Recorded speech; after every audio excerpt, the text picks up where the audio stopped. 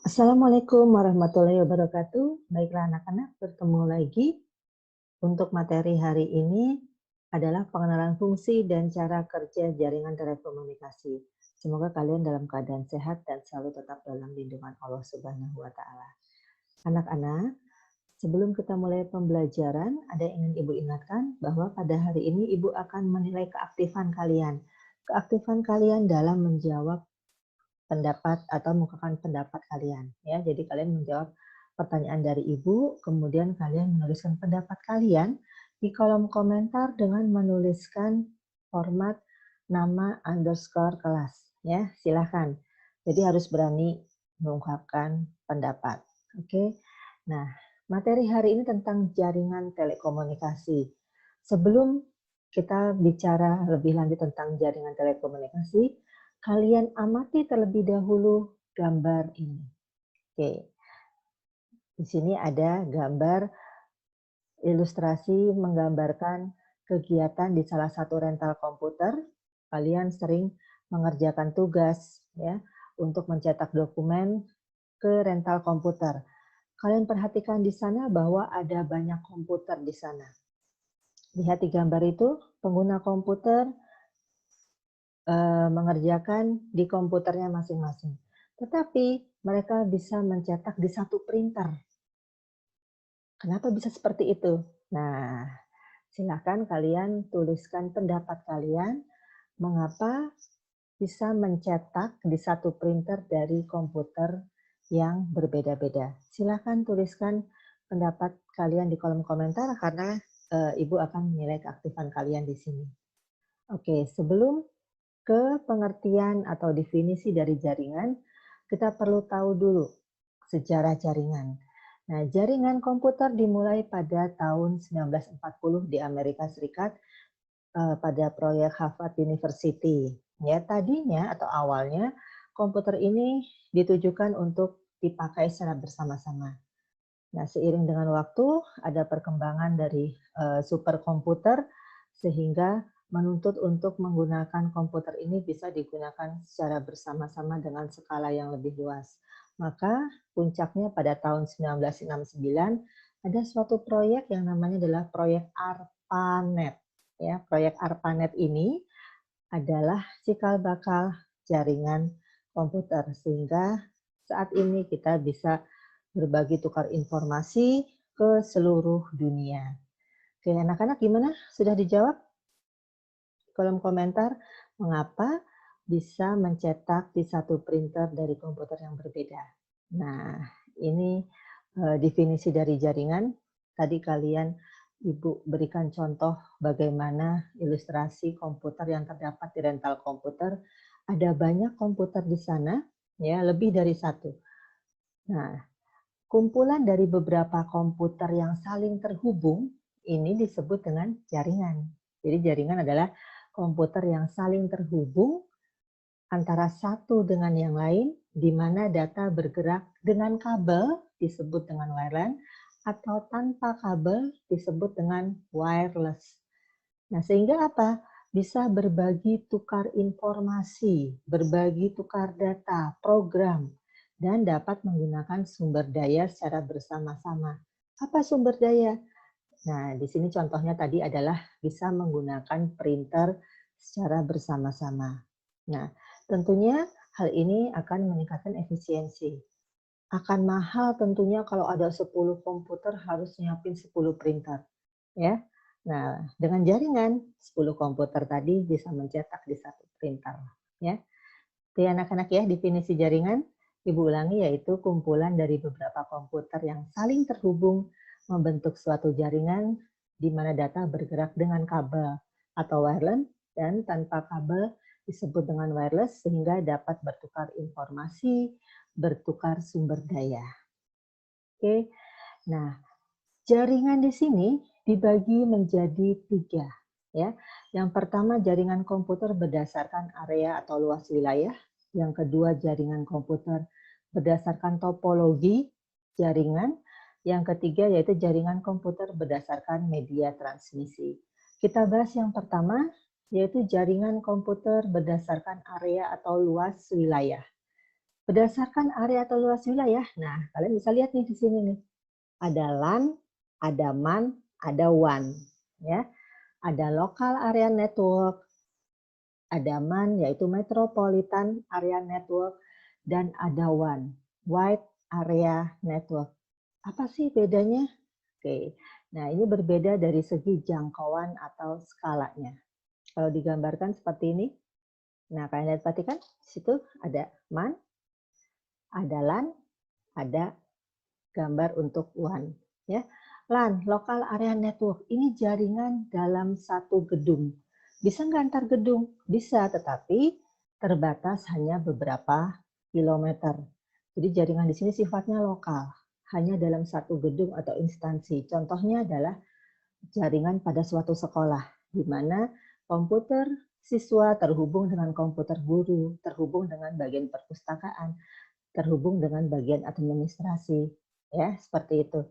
Bisa nggak terkoneksi dengan internet? Tentu bisa.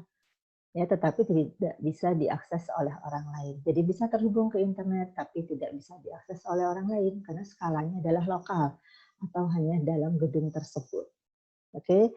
Nah, selanjutnya ada MAN, Metropolitan Area Network. Tentunya, kalian lihat gambarnya, ini lebih luas lagi jangkauannya. Meliputi kota. Jadi kok Metropolitan Area Network itu adalah jaringan dalam suatu kota. Contohnya adalah sekolah A yang ada di kota Bogor bisa berinteraksi dengan sekolah B atau terkoneksi dengan sekolah B yang sama dalam lingkup satu kota yaitu kota Bogor. Nggak bisa kalau ke Surabaya ya. Nah, bagaimana dengan WAN?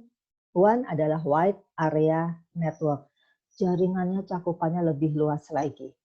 Nah, bisa mencakup pulau, negara, benua, bahkan antariksa. Nah, menurut kalian nih, internet masuk di skala yang mana? LAN, MAN, atau WAN? Yuk, silahkan tuliskan di kolom komentar. Masuk LAN, masuk MAN, atau WAN? Ya, silahkan kalian tuliskan. Oke, selanjutnya jaringan berdasarkan topologi. Apa sih topologi? Nah, topologi adalah aturan mengenai tata letak komputer pada suatu jaringan. Jadi menempatkan suatu komputer dalam jaringan itu ada aturannya. Nah, ada 5 berdasarkan topologi. Yang pertama ada topologi bus, yang kedua ada topologi ring atau cincin, ada topologi star, tree, dan ada topologi mesh. Oke, nah gambarannya seperti ini. Kalian bisa lihat ada topologi bus, ada star, ada ring. Ya, untuk topologi bus disimak baik-baik atau kalian amati gambarnya ya, supaya kalian bisa membedakan masing-masing topologinya. Masing-masing topologi mempunyai kelebihan dan kekurangan. Untuk topologi bus, di sini adalah topologi di mana menggunakan jaringan menggunakan kabel yang digunakan biasanya adalah kabel koaksial ya.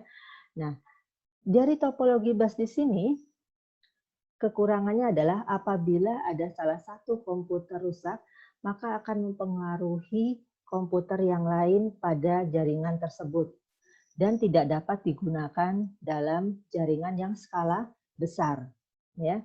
Nah, itu adalah kekurangan dari topologi bus. Kemudian topologi ring. Topologi ring atau cincin ini menghubungkan beberapa komputer di mana ujung-ujung jaringan tersebut dipertemukan kembali dalam satu lingkaran, maka dikatakan membentuk suatu cincin, ya, seperti cincin bentuknya. Nah, ini juga mempunyai kekurangan dan kelebihan. Kekurangannya yaitu apabila salah satu terjadi kerusakan pada salah satu titik jaringan, maka koneksi jaringan secara keseluruhan tidak terlalu terganggu, ya. Nah, kemudian infrastrukturnya relatif mudah dibangun. Ya, ini merupakan kelebihannya ya. Jadi infrastrukturnya mudah dibangun, kemudian apabila terjadi kerusakan pada salah satu titik jaringan tidak terlalu mengganggu. Beda dengan tadi yang bus. ya. Tetapi kekurangannya adalah pemakaian kabelnya relatif lebih banyak dan biaya pembangunannya relatif lebih mahal. Oke, selanjutnya untuk topologi star. Bentuknya seperti bintang, maka dikatakan topologi star. Untuk topologi star, yaitu topologi yang paling sering digunakan dan perbedaannya adalah kalian lihat di tengahnya itu ada namanya hub, ya. Hub di sini adalah suatu perangkat untuk menghubungkan port-port, ya, untuk menghubungkan kabel jaringan pada PC yang nantinya akan bermuara pada hub.